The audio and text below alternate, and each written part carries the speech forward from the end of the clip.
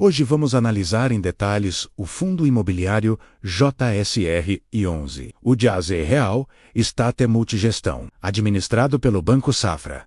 O objetivo é entender o que mudou após o fato relevante divulgado no início de março de 2026, analisar as informações do último relatório gerencial disponível e comentar os principais pontos do portfólio, riscos, qualidade dos ativos e o momento atual do fundo. O JSR-11 é um fundo imobiliário de lajes corporativas que começou em 2011 e possui prazo indeterminado. A gestão é feita pela Safra Asset Management e a administração fiduciária pelo Banco J. Safra. O fundo possui mais de 84 mil cotistas e um valor de mercado próximo de 1,37 bilhão de reais. Já o patrimônio líquido é significativamente maior, acima de 2,12 bilhões de reais. Isso mostra um ponto que chama bastante atenção no fundo: um desconto relevante entre o valor de mercado da cota e o valor patrimonial. A cota patrimonial está próxima de R$ 102, enquanto a cota de mercado gira em torno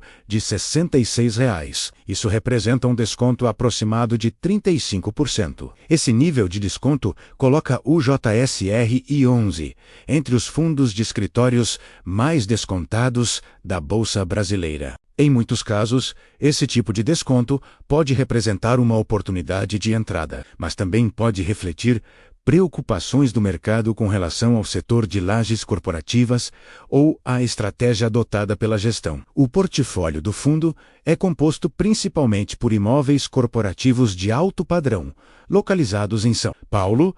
A maior exposição está no edifício Tower Bridge Corporate, localizado na região da Berrini. Esse ativo sozinho representa cerca de 47,6% do patrimônio do fundo. Trata-se de um prédio corporativo classificado com certificação ambiental LEED Gold e construído em 2013. O edifício possui mais de 56 mil metros quadrados de área total e uma vacância física muito baixa, próxima de 2,5%. Entre os inquilinos desse imóvel estão empresas de grande porte como Salesforce, Metronic, Zurich, Toyota Flery, Bridgestone, Dassault e outras companhias multinacionais. Isso mostra que o ativo tem um perfil corporativo bastante qualificado, com empresas de setores variados e presença internacional. O segundo conjunto relevante de ativos são as Torres Marble e Ebony, que fazem parte do complexo Rocha Verá Corporate Towers. Nesse empreendimento, o fundo possui cerca de 40% de participação, equivalente a aproximadamente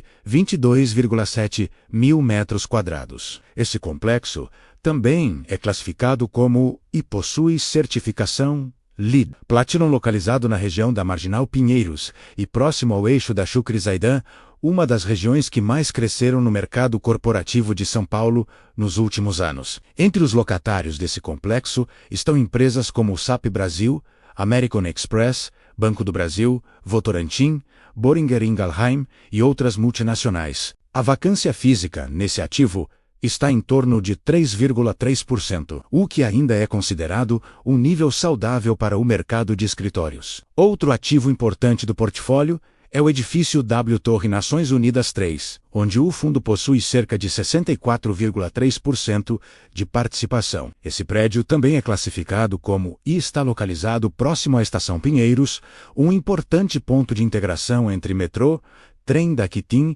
e corredores de ônibus. Esse imóvel apresenta vacância zero no momento e possui como locatários empresas como Allianz e CloudWalk. O fundo também possui o Edifício Paulista, localizado na Avenida Paulista, uma das regiões mais tradicionais do mercado corporativo da cidade de São Paulo.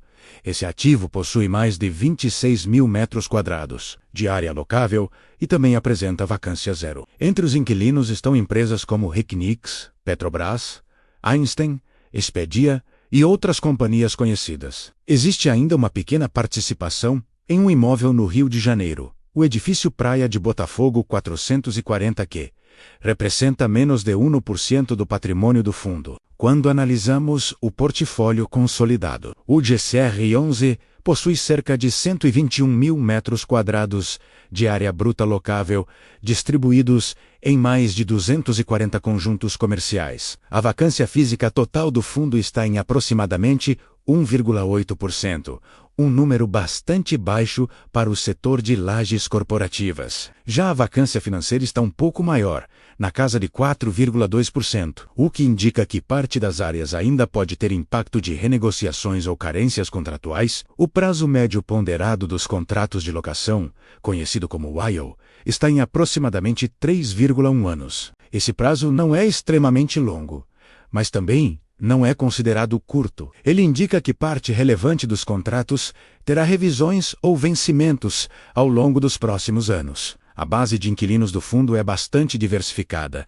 com empresas de setores como tecnologia, saúde, seguros, financeiro, energia e transporte. Nenhum setor sozinho domina completamente a receita imobiliária, o que ajuda a reduzir riscos de concentração. Outro ponto relevante é o índice de reajuste dos contratos. Aproximadamente 76% da receita imobiliária é reajustada pelo IGPM e cerca de 24% pelo IPCA. Isso mostra uma predominância de contratos indexados ao IGP, o que historicamente foi comum em contratos de lajes corporativas no Brasil. Em relação aos resultados financeiros, no mês analisado o fundo apresentou receita total superior a 14,5 milhões de reais. As principais receitas vêm da renda imobiliária gerada pelos contratos de locação. Existe também uma pequena parcela proveniente de investimentos em outros FIIs e títulos públicos. Do lado das despesas, um ponto que chama a atenção é a despesa financeira relacionada ao CRI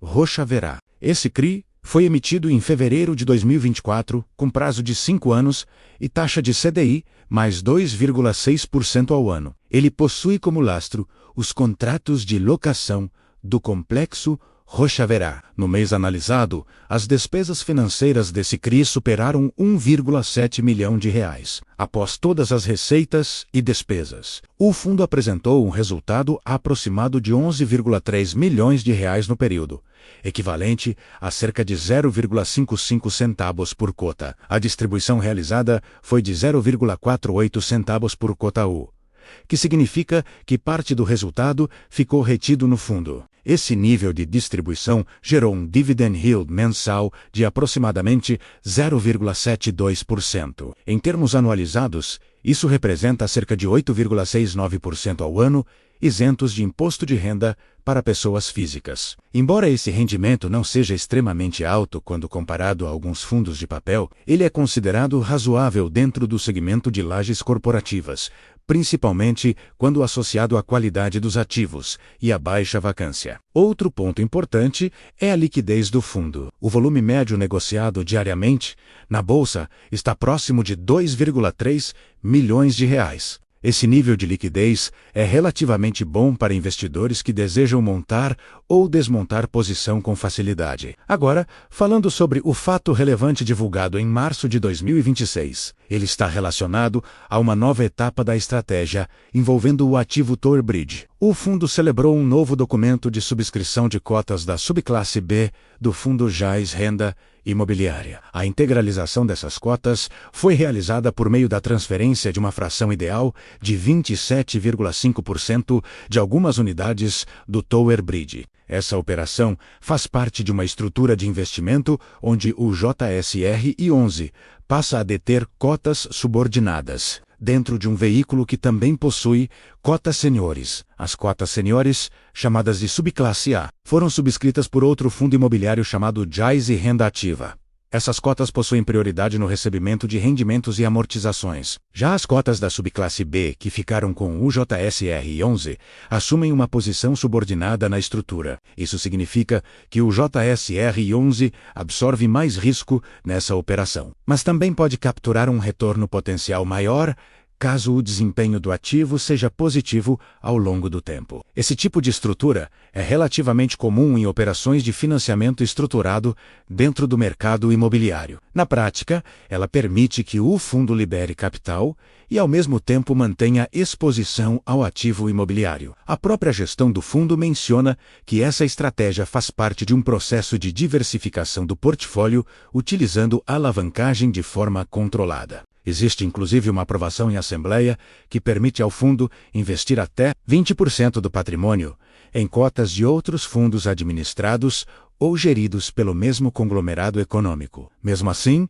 esse tipo de operação costuma gerar debates entre investidores. Alguns veem essa estratégia como uma forma eficiente de gestão de capital e aumento de retorno potencial. Outros preferem fundos mais simples, com estruturas menos complexas e sem alavancagem direta. O importante é que o investidor entenda que, ao adotar esse tipo de estratégia, o fundo passa a ter uma estrutura financeira um pouco mais sofisticada e com novos fatores de risco envolvidos. Apesar disso, olhando para os fundamentos imobiliários, o JSR 11 continua apresentando características bastante sólidas. Os imóveis possuem alto padrão construtivo, localizações estratégicas dentro da cidade de São Paulo e uma base de inquilinos corporativos relevante. A vacância baixa também indica que os ativos continuam competitivos dentro do mercado de escritórios, especialmente considerando as transformações que ocorreram no setor após a pandemia e a adoção de modelos híbridos de trabalho. Por outro lado,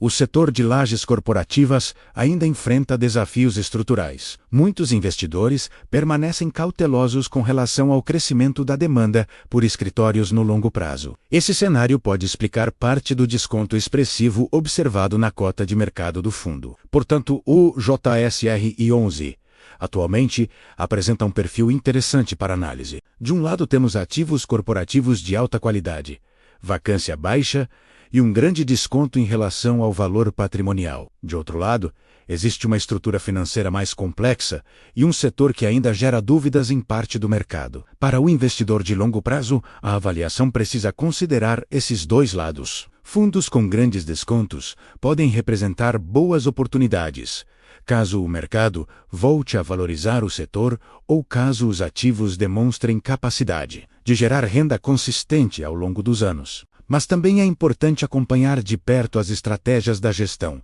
especialmente quando envolvem alavancagem ou estruturas financeiras mais sofisticadas. No caso do JSR 11, o acompanhamento dos próximos relatórios gerenciais será fundamental para entender como essas operações vão impactar os resultados, a geração de caixa e a distribuição de rendimentos no futuro.